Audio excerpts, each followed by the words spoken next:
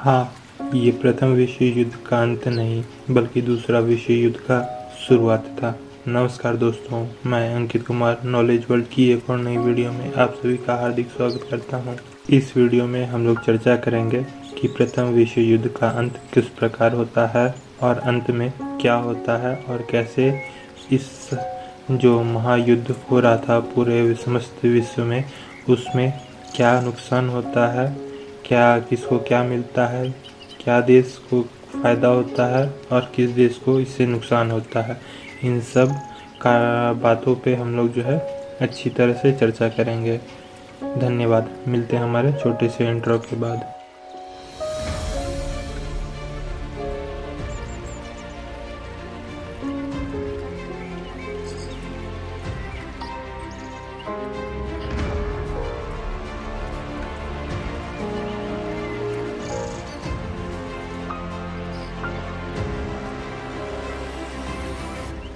4 साल 3 महीने और 14 दिन तक चलने वाला ये महायुद्ध विश्व का प्रथम विश्व युद्ध अब अपने अंतिम चरण में पहुंच चुका था, जहां हर एक देश, वह सेंट्रल पावर हो या एलाइड पावर हो, इस युद्ध से होने वाले कई नुकसानों को उठाने में अब असमर्थ था। इसीलिए पीस ऑफ ट्रीटी में साइन कर वह इस युद्ध से अपना पीछा छुड़ाना चाहता था। और शुरुआत होती है रसिया से। 1917 के अंत आते आते तक रसिया का आर्थिक स्थिति खराब होना चालू हो गया था, जिस कारण से वह अब मन बना रहा था इस युद्ध से पीछे हटने का। और शुरुआत होती है रोमानिया से, जिसने 1916 में अलाइड पावर से मिलकर ऑस्ट्रिया हंगेरिया के खिलाफ शस्त्र उठा लिया था, पर अब युद्ध की वह मार झेल नहीं सकता था और इस खर्चे और नुकसान से बचने के लिए 9 दिसंबर 1917 को ट्रीटी ऑफ पीस ऑस्ट्रिया हंगेरिया से साइन कर वह इस युद्ध से अब पीछे हट रहा था।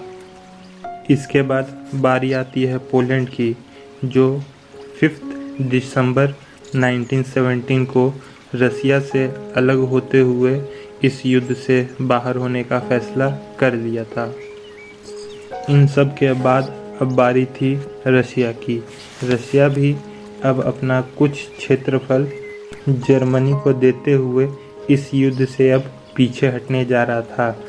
3 मार्च 1918 को रशिया के पीछे हटते ही अब जर्मनी का पूरब में पूरा रास्ता साफ था। अब उसे पूरब में किसी भी और देश से कोई खतरा नहीं था।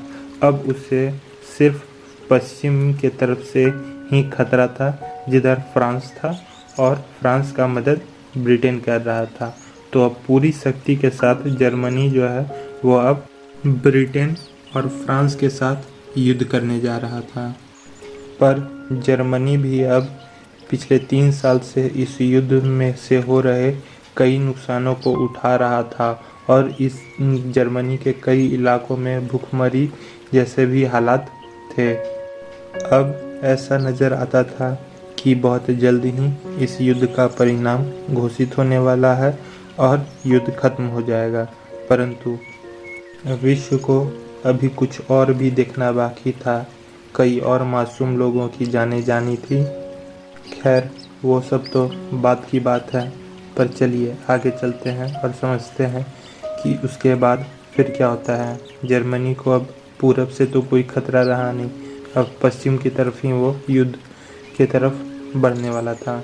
जर्मनी जो है अब अपने सारे सैनिक के साथ में ये इस तरह से फ्रांस में घुसता है।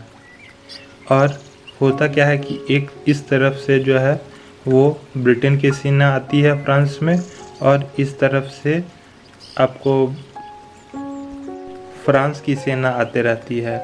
तो ये दोनों मिल जाए और तब कहीं जाकर के ये लोग युद्ध करें, तो इसमें जो है ब्रिटेन और फ्रांस की शक्ति जो थी वो दुगनी हो जाती और जर्मनी की सेना जो है वो समझिए उनकी शक्ति जो है एक तरफा हो जाती। तो इसलिए ये दोनों के बीच में जाकर के अटैक करते हैं और दोनों सेना को इधर उधर करने का ये लोग योजना बनाते हैं। और यही योजना लेकर 21 मार्च 1918 को जर्मनी की सेना पश्चिम के तरफ से ब्रिटेन और फ्रांस की सेना को रोकने के लिए फ्रांस के तरफ बढ़ती है। अब वर्ल्ड वॉर में एक तरफ जर्मनी थी और दूसरी तरफ पूरी एलाइड फोर्स थी, और इस युद्ध को रोकने का सिर्फ एक ही रास्ता था कि एलाइड फोर्स जो थी वो अब ब्रिटेन, अमेरिका और फ्रांस ये तीनों मिलकर जर्मनी की समस्त सेना को रोक दे, तभी जा कर के यह युद्ध का अंत होगा।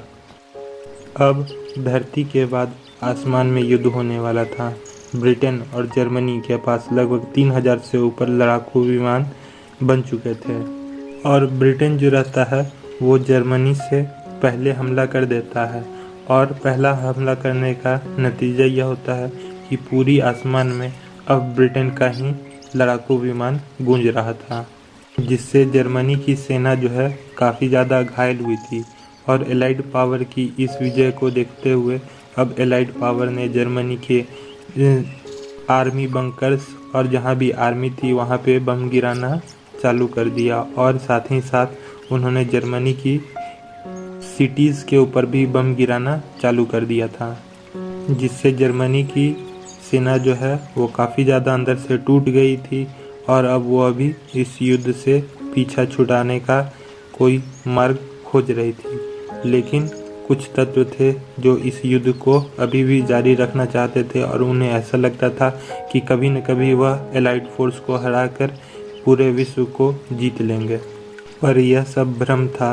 अब जो है अमेरिका भी इस युद्ध में अपने सैनिकों के साथ कूदने जा रहा था, और अपनी सेना की एक टुकड़ी जो है उसने ब्रिटेन को 28 मई को ब्रिटेन में भेज दी, और इसके साथ ही साथ 1 जून को वो फ्रांस भी पहुंच गए थे। अब ऑस्ट्री हंगेरिया ने 19 जून 1918 को इटली पे हमला कर दिया, और परिणाम यह होता है कि वह युद्ध हार जाता है, जिस कारण से वह 3 नवंबर 1918 को पीस ऑफ ट्रीटी साइन करके इस युद्ध से बाहर हो जाता है। अब बल्गेरिया भी 15 सितंबर 1918 को एलाइड फोर्स के साथ पीस ऑफ ट्रीटी साइन करता है, और वह भी अब इस विश्व युद्ध से अपना हाथ पीछे खींच लेता है। 10 अक्टूबर 1980 को डमाकस और 26 अक्टूबर को अलेप्पो का कुछ पोर्शन जो है एलाइड पावर कैप्चर करके अब वह भी जो है इस युद्ध से पीछे हटने जा रहे थे, जिससे क्या होता है कि अब ऑटोमन एम्पायर जो है वो भी धीरे धीरे अब पूरी तरह से ख़त्म होती है। और 30 अक्टूबर को ऑफिशियल रूप से ऑटोमन एम्पायर जो था वो एलाइड फोर्स के साथ ट्रीटी ऑफ पीस पे साइन करती है और इस युद्ध से बाहर हो जाती है। 26 सितंबर 1918 को जर्मनी की पूरी सेना को एलाइड फोर्स के द्वारा पराजित कर दिया जाता है। तो इसके साथ प्रथम विश्व युद्ध का अंत भी होने जा रहा था। बस औपचारिकता ही बची थी। 11 नवंबर 1918 आर्मिस्टिस पे साइन होता है। आर्मिस्टिस मतलब युद्ध विराम पे औपचारिक रूप से हस्ताक्षर होते हैं दोनों देशों के बीच में, एलाइड फोर्स के बीच में और जर्मनी के बीच में। कंपेजिन में एक जगह है ले फ्रांकफर्ट इस नाम का एक जगह है, वहीं पे ये ट्रेनें दोनों आकर के रुकती है। बस यही जगह है, जैसा कि आप वीडियो में देख रहे हैं। बस यहीं पे जो है 2 ट्रेनें आके रुकती है और वहीं पे इस पे साइन होता है। 18 जनवरी 1919 पेरिस में पीस ऑफ कॉन्फ्रेंस होता है, जिसमें सभी देश मिलकर यह विचार करते हैं कि प्रथम विश्व युद्ध का कारण केवल जर्मनी है, और जर्मनी को इस पूरे विश्व युद्ध के दौरान एलाइड फोर्स के जितने भी कंट्री थे और जिनका भी नुकसान हुआ है उन सब का भरपाई जर्मनी खुद करेगा, और भविष्य में कोई भी सेना नहीं निर्माण करेगा, और उनके नेवल और एयरफोर्स पे जो है दूसरे कंट्री जो है अपना अधिकार जमा लेते हैं। 28 जून 1919 ट्रीटी ऑफ वर्साइल, इसमें जो भी आरोप इस पे लगाए जाते हैं जर्मनी पे, वो सब जो है करने के लिए जर्मनी जो है राजी हो जाता है, और जितना भी इसका नुकसान होता है वो सब पे जो है जर्मनी भरपाई करता है। ये था प्रथम विश्व युद्ध।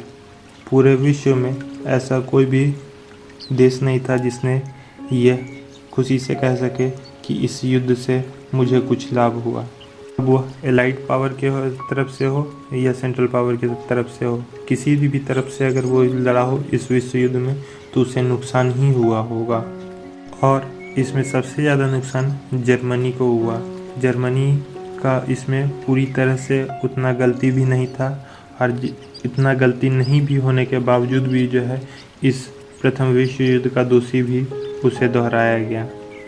तो क्या यह प्रथम विश्व युद्ध का अंत था या द्वितीय विश्व युद्ध का शुभारंभ? ये तो आने वाला वक्त ही बताने वाला था। पर हाँ, यह तो था कि कुछ आदमी जर्मनी के थे जिन्हें यह ट्रीटी और शांति पसंद नहीं थी, क्योंकि पूरे विश्व युद्ध का भार उन्हीं पे दिया गया था और दोषी भी उन्हें करार कर दिया गया था, और वह कभी भी पूरे विश्व से इसका बदला लेने वाले थे जिन्होंने जर्मनी को आज इस हद तक पहुंचा दिया। तो अब आने वाले हमारे नेक्स्ट वीडियो में हम सब अब चर्चा करेंगे ठीक इसी तरह जिस तरह हम सब ने वर्ल्ड वॉर 1 का पूरी तरह से चर्चा किया है, उसी तरह हर छोटे छोटे पहलुओं पे हम सब चर्चा करेंगे वर्ल्ड वॉर 2 के बारे में। धन्यवाद। Tell me pretty lies, look me in the face, tell me that you love me, even if it's fake.